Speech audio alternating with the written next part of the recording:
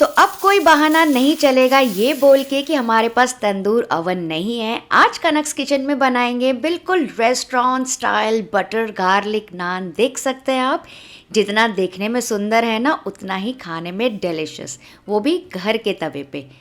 साथ ही काफ़ी सारे डिटेल्स और गलतियां भी बताऊंगी, तो वीडियो एंड तक के वॉच कीजिएगा। तो इसके लिए सबसे पहले बड़े से परात में मैं यहाँ पे ले रही हूँ 2 कप भर के मैदा, करीबन है ये 300 ग्राम वजन से। और इसके लचीलेपन को बैलेंस करने के लिए मैं डाल रही हूँ बस आधा कप गेहूं का आटा। वो क्यों, मैं आगे भी फिर से बताऊंगी आपको। आधा टीस्पून डाल रही हूँ नमक, 2 टीस्पून भर के पिसी हुई शक्कर फ्लेवर को एनहांस करने के लिए, और इससे ना बढ़िया सा कैरेमल कलर भी आता है नान्स के ऊपर। और अब ये देखिए मैं क्या डाल रही हूँ, बस 2 टेबलस्पून भर के मिल्क पाउडर, हल्के से रिचनेस के लिए। रेस्टोरेंट्स में यूज़ किया जाता है इसलिए मैंने आपको बताया, अगर आपको नहीं चाहिए तो इसको कम्प्लीटली आप स्किप कर सकते हैं। इन सारे चीज़ों को ना सबसे पहले हल्का सा ड्राई मिक्स कर लेंगे, और फिर यहाँ सेंटर में ना थोड़ी सी स्पेस बना रही हूँ। यहाँ पे मैं डाल रही हूँ आधा कप भर के दही। तो ये घर की बनी हुई दही है, बहुत पुरानी नहीं है, बहुत फ्रेश भी नहीं है, हल्की सी खट्टी है। इसके ऊपर मैं डाल रही हूँ 1 टीस्पून भर के बेकिंग पाउडर और 1/4 टीस्पून बेकिंग सोडा। ठीक है, दोनों चीज़ें डाल दी हमने, हल्का सा मिक्स कर लेंगे। अब क्या होगा, मैजिक रिएक्शन जो बनाएगा हमारे नान्स को बाहर से खस्ता और अंदर से सॉफ्ट। हल्का सा मिक्स करने के बाद आप देख सकते हैं हल्की हल्की सी झाग बन रही है, थोड़ा सा फ्रॉती हो गया, इसका मतलब कि रिएक्शन हो गया है बेकिंग पाउडर और बेकिंग सोडा का। अगर ऐसा नहीं होता है ना तो आप समझ लीजिए कि आपका बेकिंग पाउडर और बेकिंग सोडा एक्सपायर हो चुका है, तो इसी बहाने आपकी चेकिंग भी हो जाएगी। ठीक है, अब इसके ऊपर मैं डाल दूंगी 1 टेबलस्पून भर के तेल, आप चाहें तो मेल्टेड मक्खन भी यूज़ कर सकते हैं, और मिक्स कर लेंगे इन सारी चीज़ों को। देखिए कैसे रेशे रेशे सा हो गया आटा। तो अब यहाँ पे थोड़ा थोड़ा करके पानी ऐड करते जाएंगे, और सेमी सॉफ्ट आटा लगाना है, हार्ड नहीं लगाना है, सॉफ्ट नहीं लगाना है, समवेयर इन बिटवीन। तो थोड़ा थोड़ा डालते जाइए पानी। अच्छा, यहाँ पे एक टिप मैं आपको देती हूँ, आप चाहें तो इसको और भी रिच बनाने के लिए दूध से भी आटा गूंथ सकते हैं, लेकिन क्योंकि मैंने पहले से मिल्क पाउडर डाल दिया था ना, तो मैं पानी से ही गूंथ रही हूँ। अच्छा, यहाँ पे मैंने आटा क्यों ऐड किया है, तो मैदे के लचीलेपन को बैलेंस आउट करने के लिए। कभी कभी क्या होता है ना, आपने नोटिस किया होगा रेस्टोरेंट्स में भी कोई कोई नान ना बहुत ज़्यादा स्ट्रेची और चूई सा लगता है थोड़ी देर रेस्ट करने के बाद, तो वैसा हमको बिल्कुल नहीं चाहिए, एकदम खिंचा खिंचा और रबरी नहीं लगना चाहिए। और अगर आपको चाहिए कि आप सारे गार्लिक नान बना रहे हैं ना, तो यहीं आटे पे आप बारीक कटा हुआ लहसुन और फ्रेश धनिया भी डाल सकते हैं, लेकिन मैं टॉपिंग में यूज़ करने वाली हूँ। तो ये देखिए, जब आपने आटा पूरा इकट्ठा कर लिया, थोड़ा सा भी स्टिकी है, तो अब इसको 3 से 4 मिनट के लिए इस तरह से स्ट्रेच करते जाएंगे। इसे स्ट्रेच कीजिए और ऐसे गूंथ लीजिए, फिर से स्ट्रेच कीजिए। इससे क्या होगा, आटे में अच्छा खासा ग्लूटेन फॉर्म हो जाएगा, जिसके वजह से जो नान है ना आप अच्छे से स्ट्रेच कर पाएंगे। तो ये देखिए 4-5 मिनट करने के बाद एकदम चिकना हो गया आटा, बिल्कुल भी स्टिकी नहीं है। तो इसको मैं क्या करूँ, इस तरह से अंदर की तरफ ऐसे टक इन कर लेंगे, एक बॉल जैसा तैयार कर लेंगे, और इसके ऊपर डाल देंगे थोड़ा सा तेल, और इसको सब तरफ से ग्रीस कर लेंगे ताकि ड्राई बिल्कुल ना हो।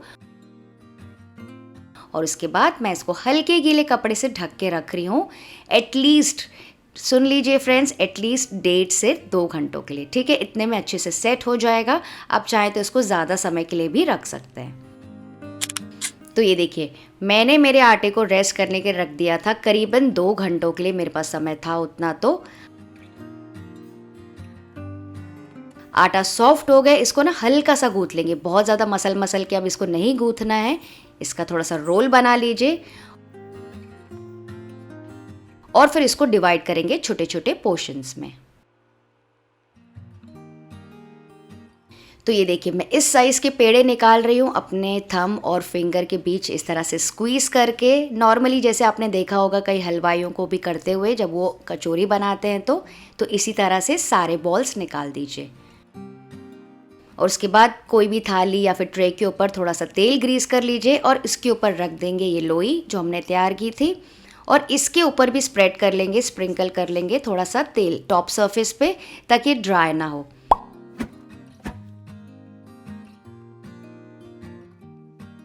और इसको फिर से ढक के रखेंगे बस 10 से 15 मिनट के लिए। इतनी देर में क्या होगा, पेड़े फिर से प्रूव हो जाएंगे, यानी कि थोड़े से और फूल जाएंगे, या फिर आप कह सकते हैं थोड़े से फर्मेंट हो जाएंगे। तो जब तक ये लोइयाँ सेट हो रही है, मैं आपको दिखा देती हूँ कि आपको कौन सा तवा यूज़ करना है। सबसे इम्पॉर्टेंट चीज़, तवा वही वाला यूज़ कीजिए जिसमें हैंडल हो, ताकि आप इजीली उसको यूज़ कर सके। दूसरी इम्पॉर्टेंट चीज़, आपको यूज़ करना है आयरन का तवा, या फिर हार्ड एनोडाइज तवा भी आप यूज़ कर सकते हैं इस तरह का, या फिर स्टील पैन भी यूज़ कर सकते हैं। लेकिन इस तरह से नॉन स्टिक पैन नहीं यूज़ करना है, वरना आपका जो नान है वो फॉल हो जाएगा। तो ये सारे मैंने आपको ऑप्शंस बता दिए। तो अब एक पेड़ा लेंगे, बिल्कुल हल्का सा सूखा आटा लगा लेंगे, बहुत ज़्यादा नहीं, और इसको रोल करना स्टार्ट करेंगे। तो इसको अच्छे से बेल लीजिए। आप चाहें तो राउंड बना सकते हैं, ओवल बना सकते हैं, जैसे आपको पसंद हो। तो मैं आज इसके ओवल नान्स बना रही हूँ। तो ये देखिए मैंने इतना बड़ा सा रखा है। मैं आपको इसकी थिकनेस दिखाती हूँ। हल्का सा थिक है, बहुत ज़्यादा थिक नहीं करना है, वरना वो एकदम मोटा मोटा लगेगा, और पतला तो बिल्कुल नहीं। इसके ऊपर मैं डाल रही हूँ करीबन 1 से 2 टेबलस्पून भर के एकदम बारीक कटा हुआ लहसुन। ये देखिए अच्छे से सब तरफ ऐसे फैला लीजिए। जितना अच्छे से लगाएंगे ना, बहुत ही बढ़िया सा टेस्ट आएगा। फिर मैं लगा रही हूँ थोड़ी सी बारीक कटी हुई फ्रेश धनिया, सब तरफ लगा लीजिए। थोड़े से सफ़ेद तिल,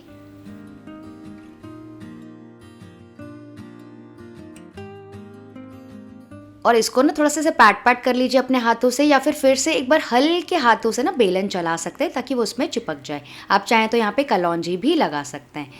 तो ये वाला जो नान है ना, हमारी फैमिली का फेवरेट नान है।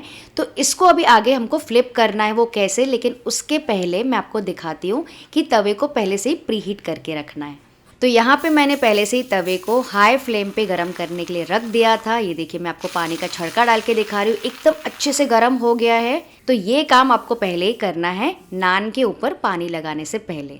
तो अब मैं आपको बता रही थी कि इस नान को आप पलटा देंगे इस तरफ, उल्टे की तरफ, और इसके ऊपर लगा लेंगे काफ़ी सारा पानी। हाथों से लगा सकते हैं, ब्रश भी कर सकते हैं।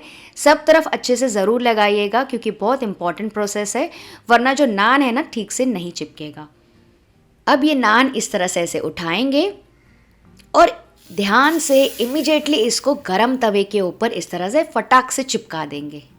तो ये काम भी आपको एकदम ठीक तरह से करना है, क्योंकि क्या होता है ना, कभी कभी नान उस पर ठीक तरह से प्लेस नहीं हो पाता है, और एक बार अगर चिपक गया ना तो आप उसको चेंज नहीं कर पाएंगे। ये गलती भी मैंने की थी, वो मैं आपको आगे दिखाती हूँ, तो वीडियो एंड तक के वॉच कीजिएगा। अच्छा, डालने के तुरंत बाद हल्का सा इस तरह से फिंगर से प्रेस कर लेंगे सब तरफ से, ताकि वो नान उसमें अच्छे से चिपक जाए, और सिर्फ सेंटर से ना फूले। कभी कभी क्या होता है ना, एकदम सेंटर से भी फूल जाता है अगर आप ऐसे दबाएंगे नहीं तो। वो भी मैं आपको आगे दिखाती हूँ। तो इसको हाई फ्लेम पे सबसे पहले पका लिया मैंने 15 से 20 सेकंड के लिए। धीरे धीरे आप देखेंगे काफ़ी सारे बबल्स आ रहे हैं। इसका मतलब ये है कि आटे को आपने अच्छे से रेस्ट दिया है। ठीक है, अब जब बबल्स आ गए तो केयरफुली हैंडल से तवे को उठाएंगे, और डायरेक्टली फ्लेम के ऊपर, फ्लेम मीडियम और हाई के बीच में आप रख सकते हैं। इसको इस तरह से रोटेट करते जाएंगे, ताकि बढ़िया सा गोल्डन कलर आ जाए इस तरफ। तो इसी तरह से मीडियम हाई फ्लेम पे सब तरफ ऐसे घुमाते जाइए, साइड्स में, कॉर्नर्स में, सेंटर में, जैसे आपको कंफर्टेबल लगे, जैसे आपको ज़रूरत पड़े। धीरे धीरे प्यारा सा कलर आना स्टार्ट हो जाएगा, देख सकते हैं आप। फिर आपको जितना कलर चाहिए, जितना क्रिस्पी करना है, आप अपने हिसाब से इसको कर सकते हैं। तो घर पे बढ़िया सा रेस्टोरेंट स्टाइल गार्लिक नान बनाना कोई भी रॉकेट साइंस नहीं है, बस आप सारे स्टेप्स फॉलो करेंगे ना तो आपका भी नान परफेक्ट बनेगा। तो ये देखिए बढ़िया सा कलर आ गया है। तो अब इसको मैं टर्न कर रही हूँ इस तरफ, गैस का फ्लेम ऑफ कर देंगे, और इसको खुरपी से इस तरह से निकाल देंगे। ईजीली निकल जाता है।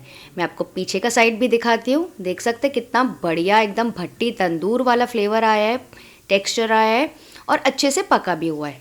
अब सर्विंग के लिए इसके ऊपर तुरंत से ब्रश कर लेंगे मक्खन या फिर घी, जैसे आपको पसंद हो। ओ माय गॉड, देख सकते हैं कितना ज़्यादा टेम्पटिंग और माउथ वाटरिंग लग रहा है, बिल्कुल रेस्टोरेंट जैसा। और ये काफ़ी समय तक ये सॉफ्ट रहता है, मैं आपको बाद में दिखाती हूँ। तो इसी तरह से बाकी नान्स भी बना लेंगे। तो इसी तरह से दूसरा नान भी मैंने बेल लिया, और इसके ऊपर मैं स्प्रिंकल कर लूँगी थोड़े से कलौंजी यानी कि काले तिल, थोड़ी सी फ्रेश धनिया। फिर से इसको रोल कर लेंगे। पीछे की तरफ थोड़ा सा पानी लगा लेंगे, और इसको फटाक से चिपका देंगे गरम तवे के ऊपर। तो आप देख सकते हैं कैसे फूलना स्टार्ट हो गया एकदम सेंटर से। तो फ्रेंड्स यहाँ पे मैंने ये गलती की थी कि डालने के बाद ना मैंने इसको सब तरफ फिंगर से ऐसे प्रेस नहीं किया था जैसे मैंने पहले नान को किया था। हालांकि ये नान भी काफ़ी अच्छा बना है, तो मैं आपको सिर्फ दिखाना चाहती थी। तो इसको भी अपसाइड डाउन करके फ्लेम में डायरेक्टली सेक लीजिए, जैसे बढ़िया सा इसमें भी कलर आ जाए। तो 2 तरीक़ों के नान तो मैंने आपको बता दिए। आप चाहें तो इसी आटे से लच्छा पराठा जैसा नान भी तैयार कर सकते हैं, वो भी काफ़ी ज़्यादा टेस्टी और खस्ता लगता है। और आप चाहें तो इसको चीज़ से भी स्टफ़ करके बना सकते हैं, वो भी बहुत अमेजिंग लगता है। उसका जो वीडियो है मैं एंड स्क्रीन्स में डाल दूँगी, ज़रूर से चेक कर लीजिएगा। तो मान लीजिए अगर आपको तवे पे चिपकाने वाला प्रोसेस नहीं करना है तो आप डायरेक्टली नॉन स्टिक पैन में इसको पका लीजिए दोनों तरफ, और फिर तंदूरी इफेक्ट देने के लिए डायरेक्टली गैस पे सेक लीजिए, नॉर्मली जैसे हम रोटी या फुल्का बनाते हैं। तो ये देखिए ये भी रेडी हो गया। इसके ऊपर भी लगा सकते हैं मक्खन। मक्खन तुरंत लगाएंगे ना तो काफ़ी समय तक ये मॉइस्ट रहते हैं।